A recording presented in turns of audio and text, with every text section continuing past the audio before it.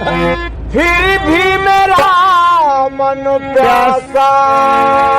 कामे बा बुद्धि उनकर कामे है जरे, काहे के शादी कैलू दे के दहेज रे। दिन भर घूमे नाही करेला कमाई, माई रे भतार, माई रे भतार बेचे मूस के दवाई, माई रे भतार बेचे मूस के दवाई।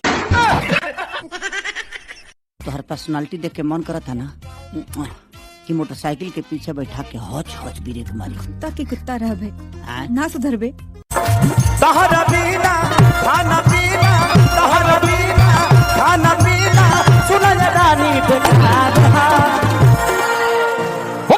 सच्चा दरबार की जय।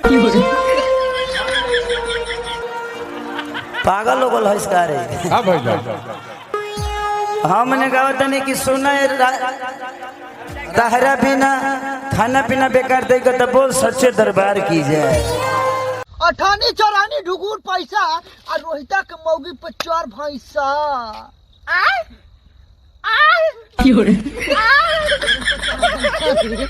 गुलाब जैसन खिलल बारू, भैंसुआड़ा के मिलल बारू।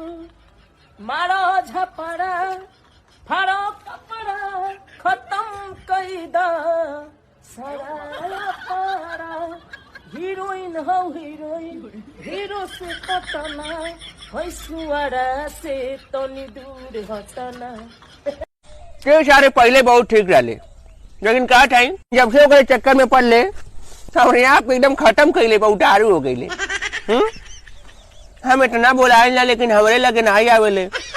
ओकर एक इशारा सारे ओकरे पीछे पीछे दौड़ल जाते। जौने चक्कर में घुमत हुए ना, टोके का लगाता टोई भर के घुमावतिया। अरे सारे टोरे खान कई थे ओकरे अगवा पीछा घुमाए ना। और जानते होते जौन करत हवे, सुन ले ओके आज की कहल जाला।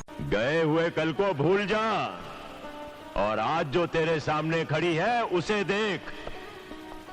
जा के मर जा कहीं, बहुत पीछा छूटी। हम तो परेशान हो गए बारी थोड़ा से। परेशान हो गई बारी बहुत सारी कमा के खियाई, हम परेशान हो तू।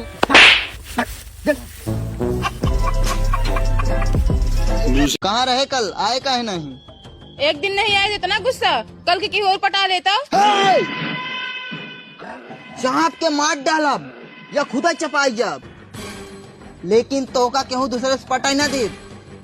कितना प्यार करा था तू हमसे? हाँ बहुत प्यार करता हूँ मैं तुझसे। अगर मैंने पाया तो सिर्फ तुझे, तेरे प्यार को, तुझ जैसी छिनार को।